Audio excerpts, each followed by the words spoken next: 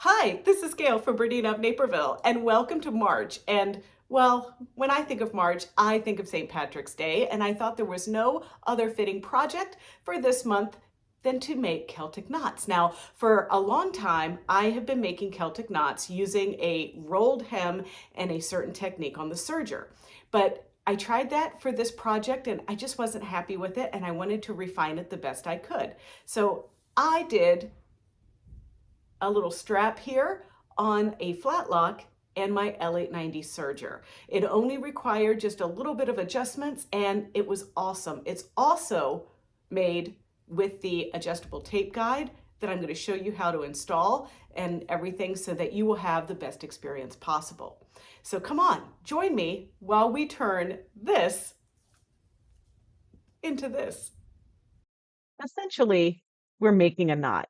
I fashioned mine into a little door hanging or a bell pull or something, but you can keep this as a block. You could turn it into a placemat. You can do whatever you would like with it, really. So just in case you forgot where you saw this video, in the class presentation deck that you get if you sign up for Serger Club, you can click and watch the video that you're watching right now.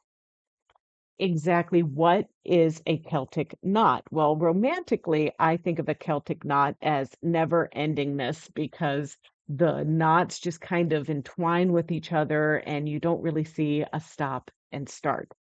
But the information that I got about them, and you can read a lot more about this and different kinds of Irish knots at www.realirish.com.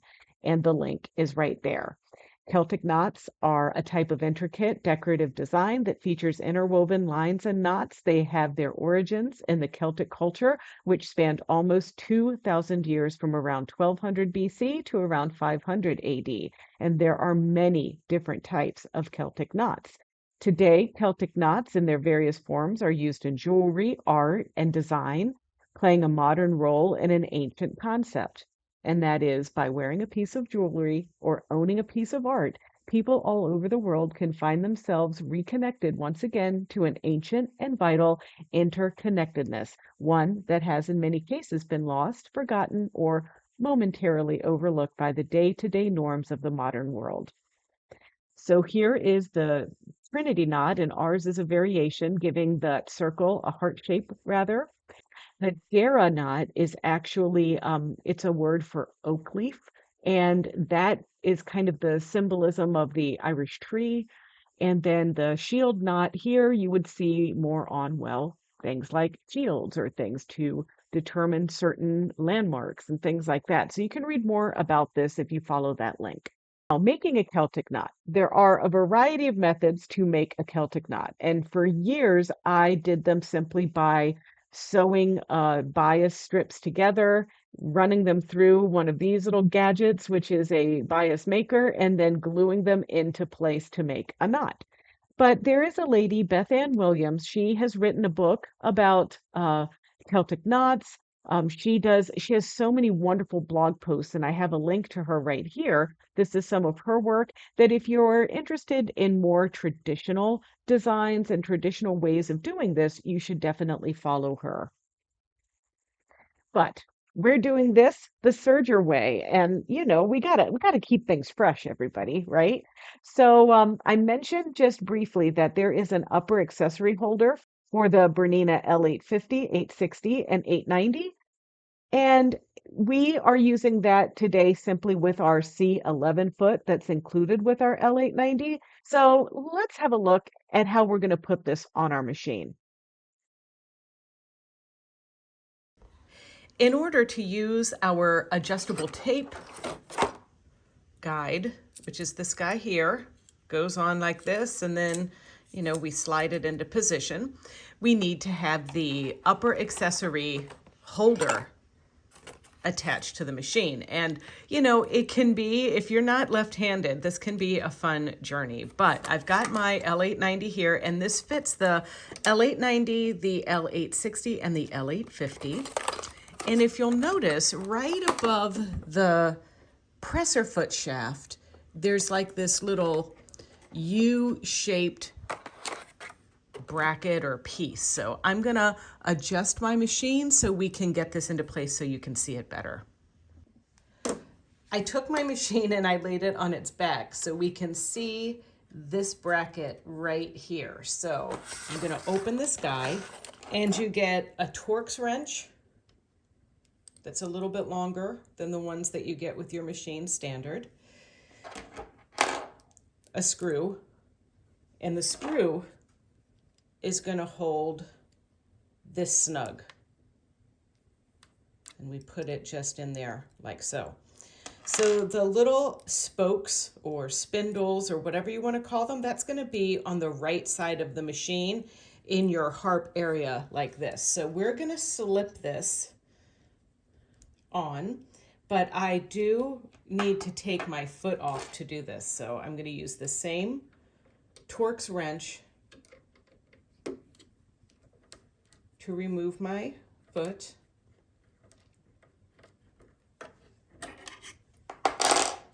And don't forget, we don't want to lose the screw to your foot, or your shank rather, because the foot is this piece, the shank is this piece. And don't forget, if you have an L890 or 860 or 850 that doesn't have this opening here for seam guides, now would be a good time to pick one up and swap this shank out because, well, we're taking it off, right? So it's going to go on with the little screw holder down. We're going to slip this over the foot and pop this into position like that. And it's, you know, it's snug and it stays in place without holding it right now, but it's not going to work very well if we don't put this screw in. So let's get our screw on. And it goes right in that hole there.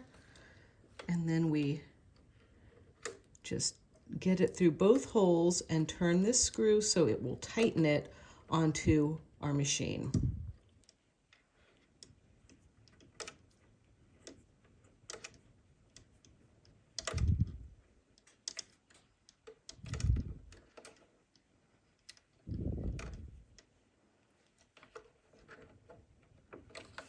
Okay, that's on there, very sturdy. So let's put our foot back on.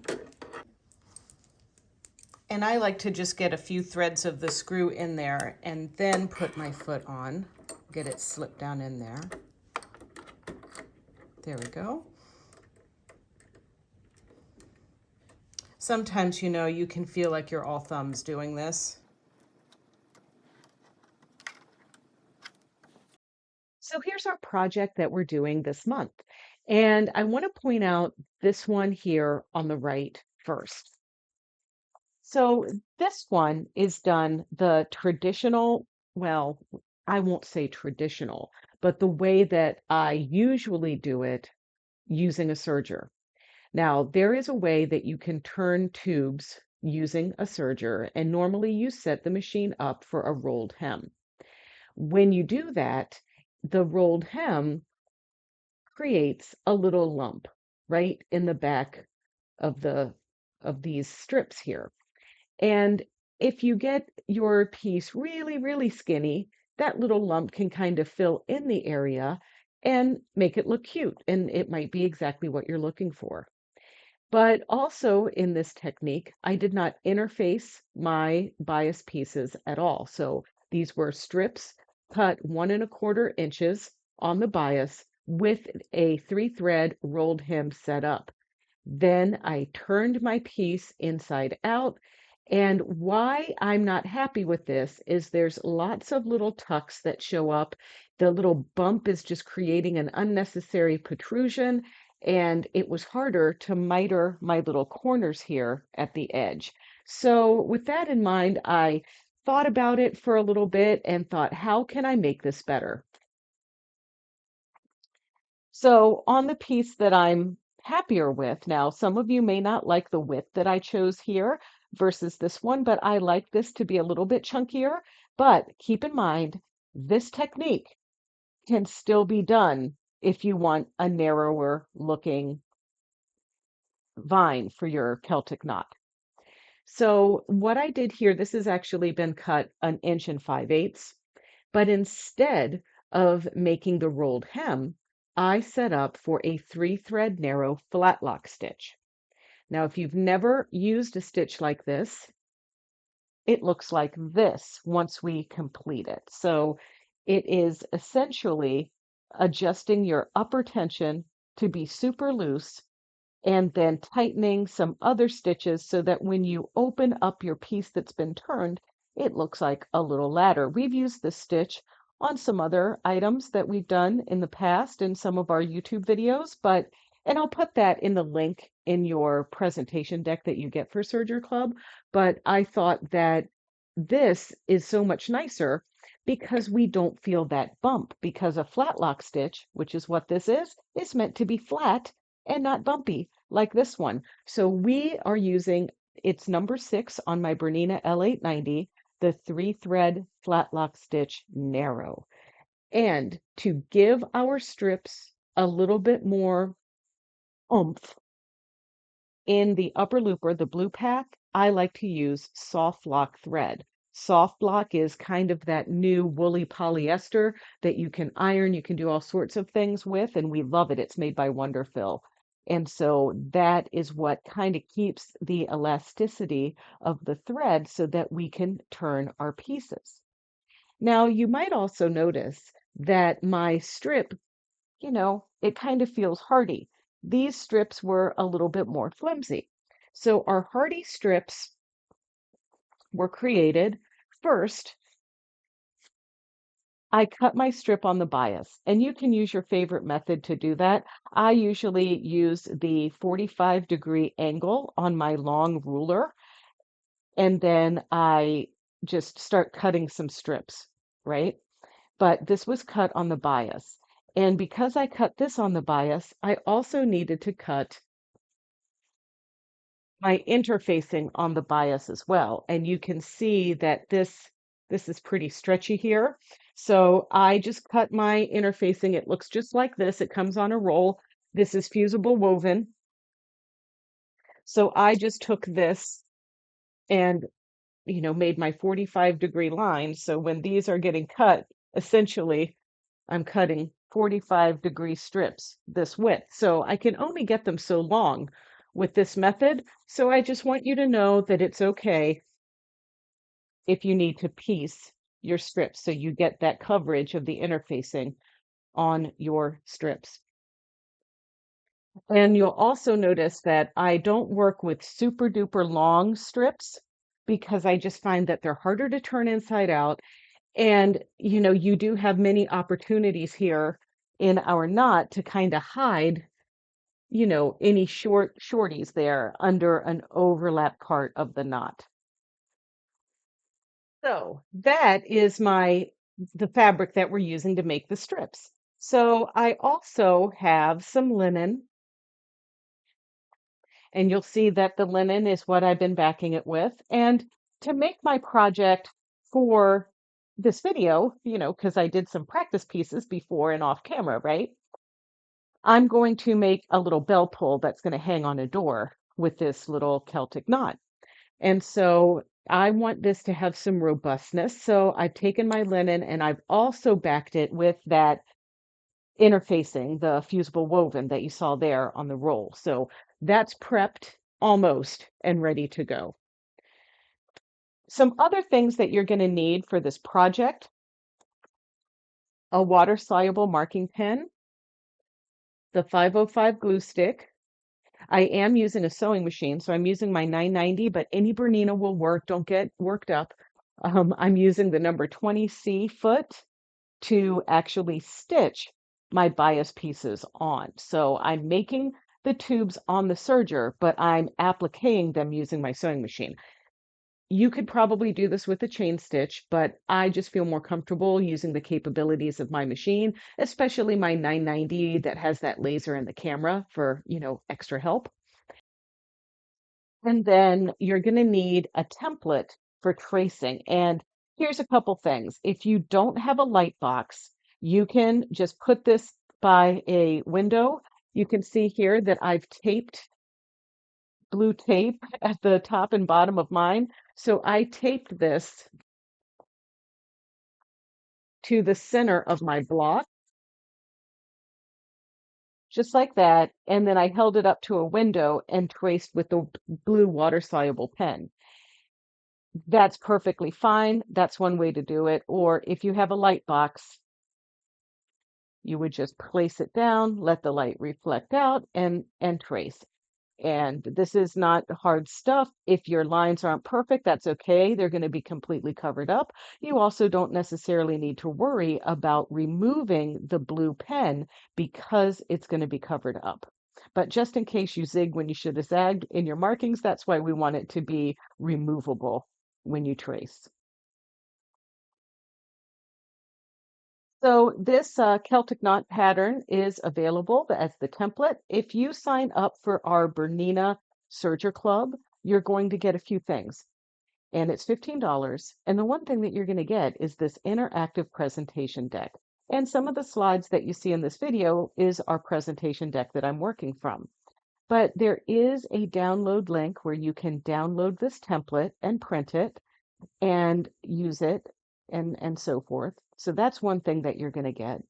Another thing that you're going to get is a discount coupon code, and the code you use at checkout at BERNINAofNaperville.com to purchase your adjustable tape guide and your upper thread accessory holder. So we give you a little perk. You might be paying $15, but your savings is much greater, and you learn something new, right?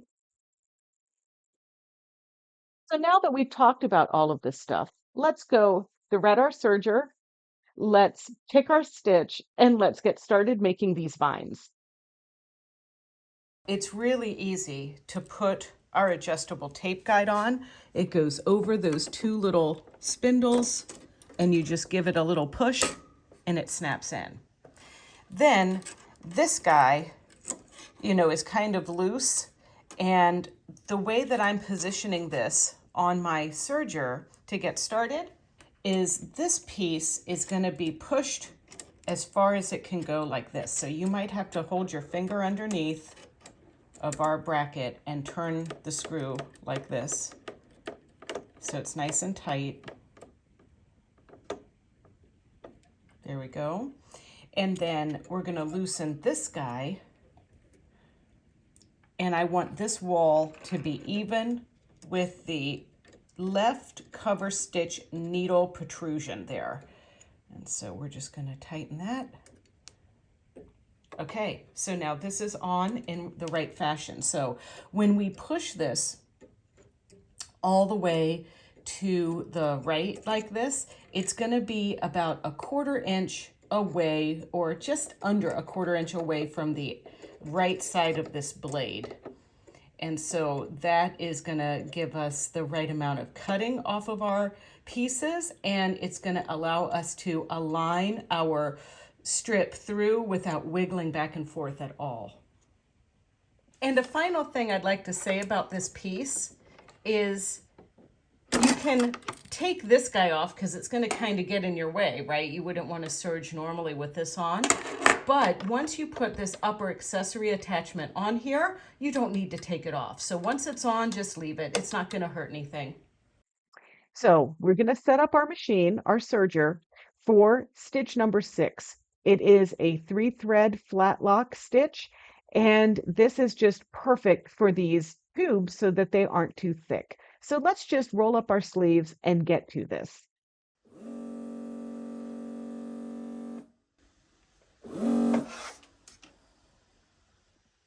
So the first thing we need to do after we've picked our stitch is we're simply going to make a chain. And we want this chain to be about 6 inches longer than the work that we're going to be turning. So let's just serge away, shall we?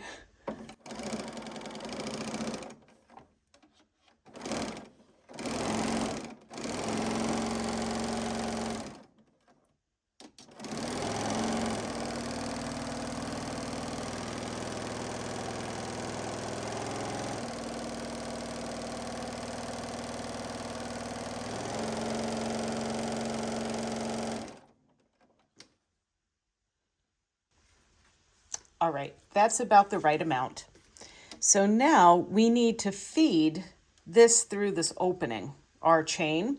And I'm gonna use my heel tap feature on my foot control to lift my needle and raise my presser foot. And now I'm gonna swing my presser foot out so I have more space down here. And you know, I love my tweezers. So I'm gonna be using these. And I'm just gonna kind of fold our little work like this in half like that. And I'm gonna feed this through.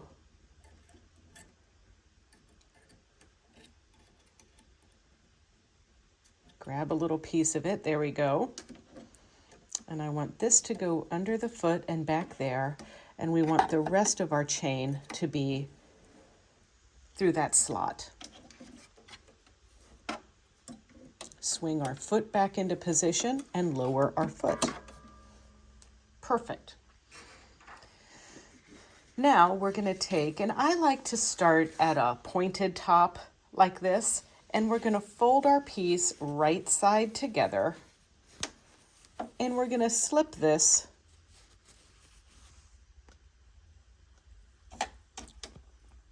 through here like so. And we want to make sure that we line the chain into the fold edge and it goes nowhere near where we're going to be stitching or cutting. And now we're going to slip this guy through.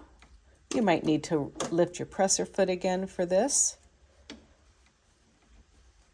and lower your presser foot.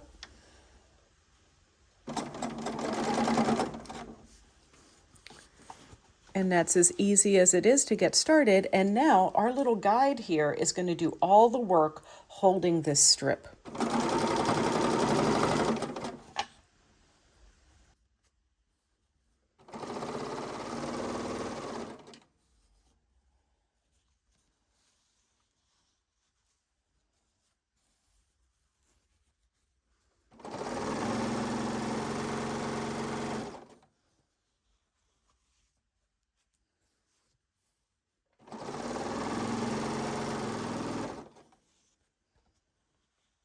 Sorry about bumping the camera.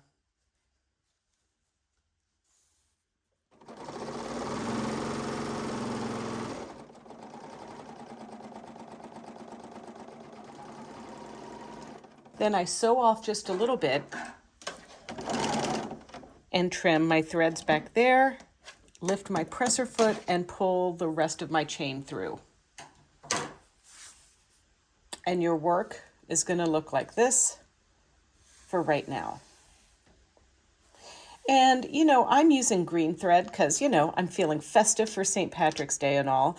But this is a great time to use the weird colored stuff that you think you're never going to use again because we never see it. So keep that in mind. You don't need to necessarily have green, but you do want Sericore in your needle and in your lower looper and the soft lock up above. And the cool thing about the soft lock, if I didn't mention it already, is that even though it's fuzzy, it goes through those air threaders without a cradle. Super easy. So now the thing that is like the hardest for me on camera is turning things inside out because there's something about that camera rolling that makes me feel like time is standing still, right? But this is one of those things where when you get started, you're just gonna gently pull this chain so that you can get your pieces pulled through, and you just want to start tucking this into position and pulling your work. And sometimes if you have a little stiletto or something handy, you can use that, but really you're just trying to encourage this to fold back on itself.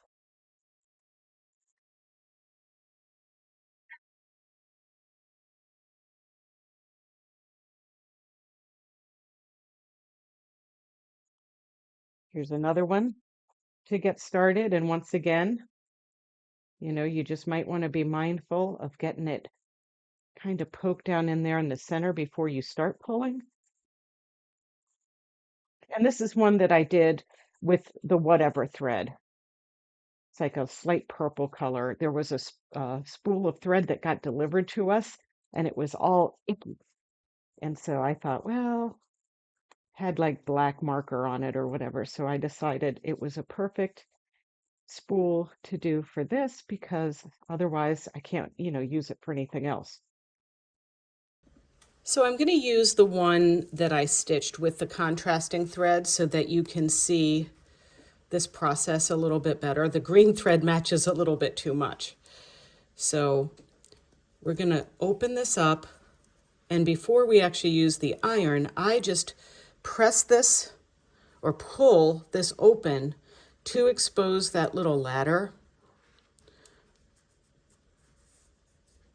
like that. This is probably another reason why you don't necessarily want to make super long tubes, but I can promise you, you saw it takes a minute to get started. So any longer than the tubes I'm making, which are about 24 inches in length, are going to be a little bit difficult for you to turn inside out, I think.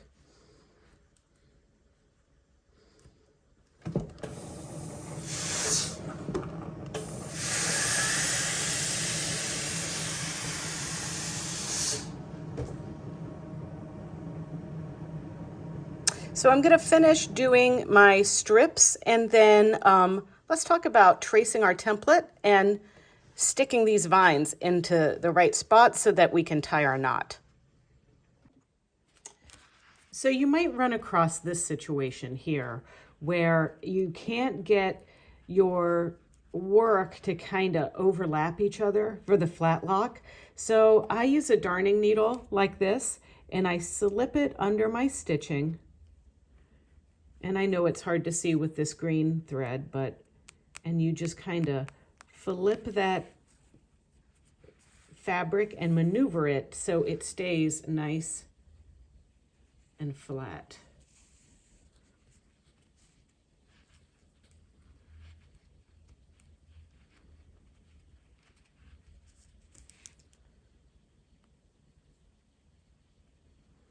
And you're just going up through the stitching about an inch or so. And now we wiggle the tip of that darning needle.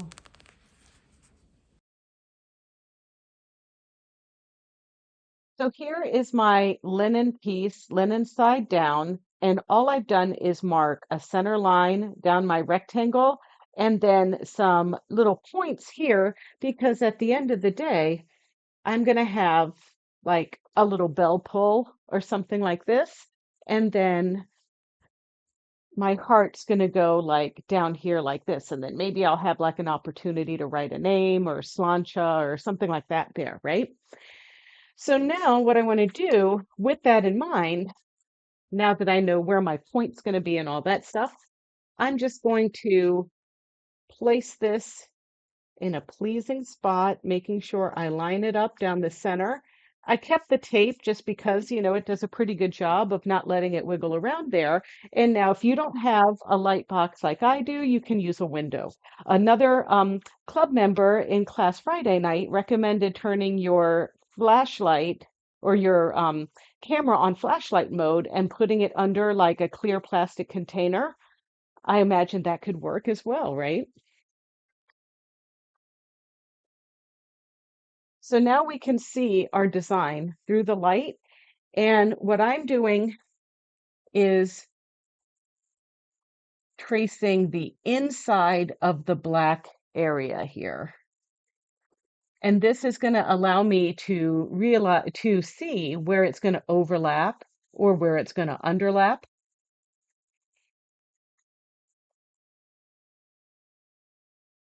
And I'm being a little heavy-handed with my tracing so that you can see it when I remove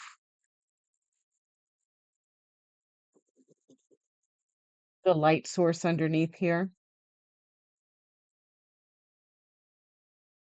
Okay, so now we can see what we've traced and we can start gluing. So now we're just going to start, and however you want to do it, you're going to I start somewhere where my work goes under a piece. So first, let's just glue it. And sometimes what I'm going to be doing is gluing and then pulling it apart so I can slip something under, right? So we're going to start here, lining this right over and just gently encouraging this strip to lay flat. And that is why we cut it on the bias, because if we would have cut this on the straight, we would get lots of little pleats and wrinkles here, and we don't want that. So cutting it on the bias gives it stretch and it really lets us maneuver this properly. Now we have a little area here where we want to create a little miter. So I am just working that through where I'm creating my point just there. And I just kind of, that sometimes makes these fingernails useful, right?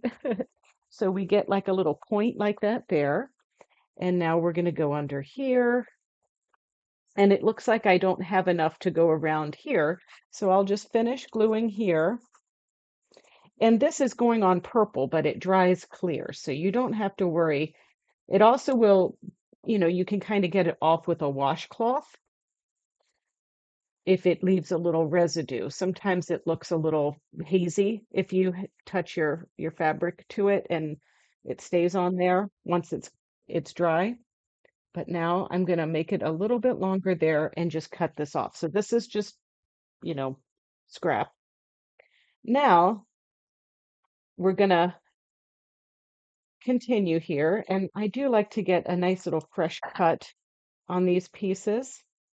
And one of the things that's harder when we're like lining things up like this is making sure that that first end looks like it's a continuous piece here. And then of course we're going right into one of our little points. And I glue a little bit ahead of ourselves here.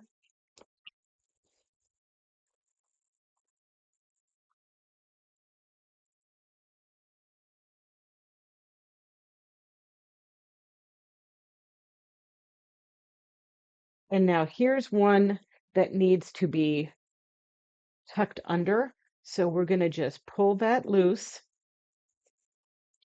and slip this over, or slip this under rather. There we go. And now this one is going to go over, and this one is going to go under.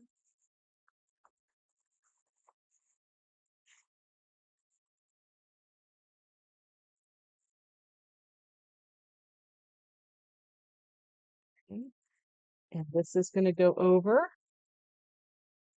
And this is one where we really want to take the time to mold this around the curve so we don't get any tucks. And you can see I haven't used the iron yet. I'm getting everything nice and smooth before we add heat. And now we'll do this. And now this piece is going to go over, so we don't have to worry about those seams there. I just want to put a little bit of glue on them. And remember, we have another little kind of mitered spot there.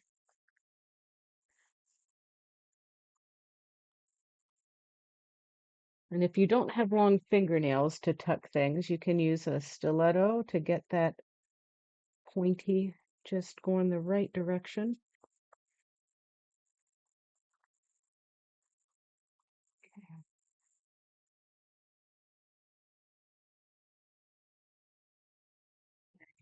And now this is another spot where we need to go under again.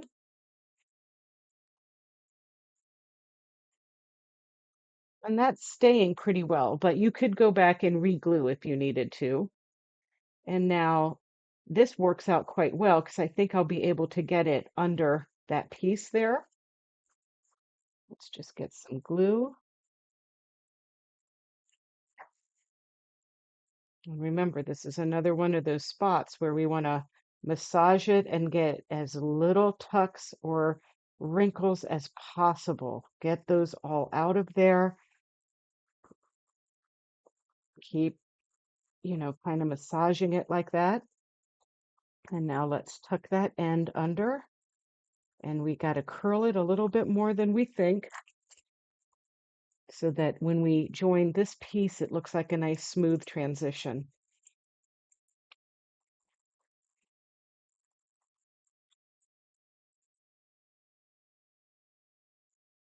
We've got another piece that we're going to add here.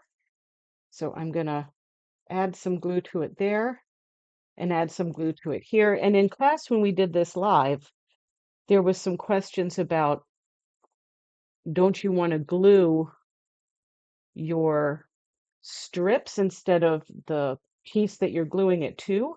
I just, I find I prefer to glue the base. For me, it's less messy.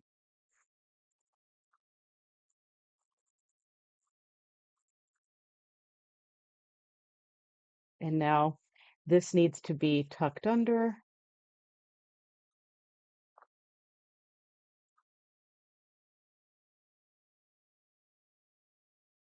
Be careful of twists. There we go.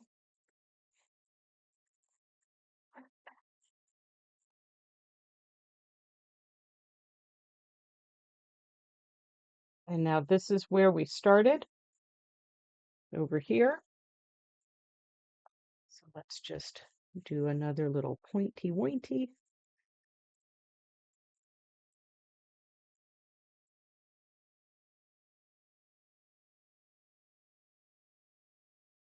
And then once again, we're going to curve that and make it line up with that other one.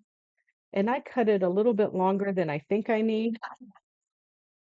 And now I'm going to put the glue under that and slip it under here.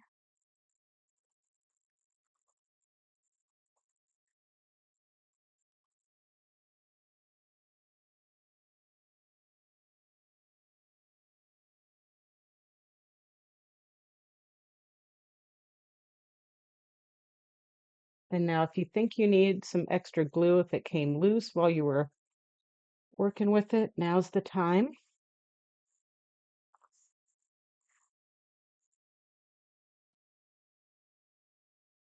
Don't forget to put the lid on your glue. All right, now let's get that machine set up. So here we are at our machine, and I've got the 20C foot on. If you have a machine that offers you the little laser, you can engage that so you can see exactly where your needle's going to land. And if you happen to have a machine with a camera, that could be helpful for you as well, right? But nonetheless, I also like to use the inside toe here, my right toe, the inside piece there, to guide along the fold of the fabric there. So let's zoom in for you so you can see. So I'm going to lower my presser foot. I have a straight stitch with my needle moved 3 notches to the right, and I'm just going to simply get started. One thing I don't like to do with this method is to back stitch. So I simply kind of over sew as I go around each unit. So let me just show you. So we're going to just go down this area here.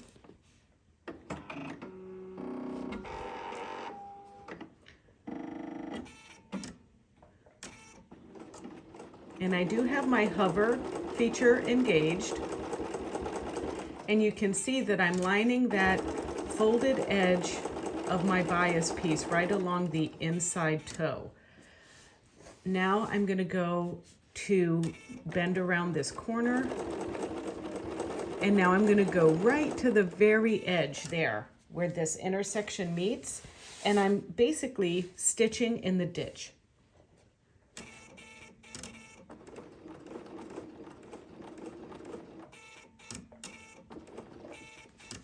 And then I'm going to come back down. So anytime there's an area where I've got a little under piece, I'm not going to stitch over. I'm going to just stop at that point and stitch in the ditch.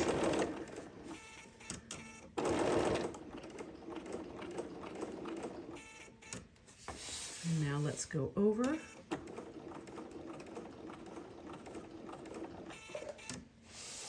we're going to overstitch that.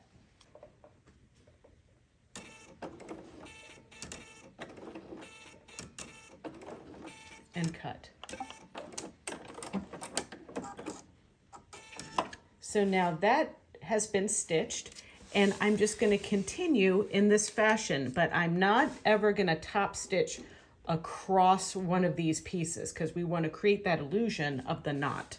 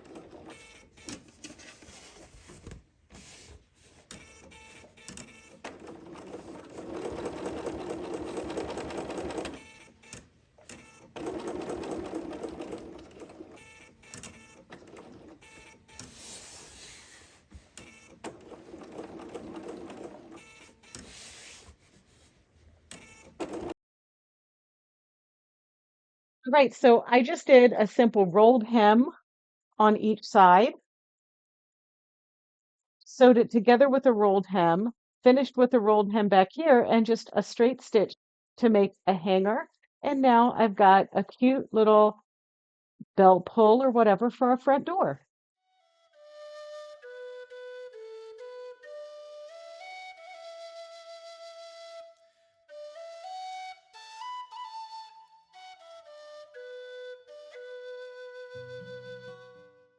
All right, what do you think? Pretty easy, huh? And I think this is gonna look great on that red front door that I have at my house, welcoming everybody. I mean, slancha means cheers, right? And you might also see something else that looks like slianta mad.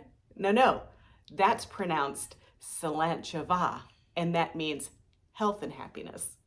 So have fun with this project, and don't forget to sign up for Serger Club so you can get our interactive presentation deck. And that way you can get the little Trinity heart design as well as some other links to other important information that I give you. But until then, don't forget to check out our BERNINA of Naperville YouTube channel. It's easy. It's youtube.com/BERNINA of Naperville, and there you can like, comment, and subscribe. Slanchava. I think that's right. Oh gosh. Irish friends, please correct me. It's okay.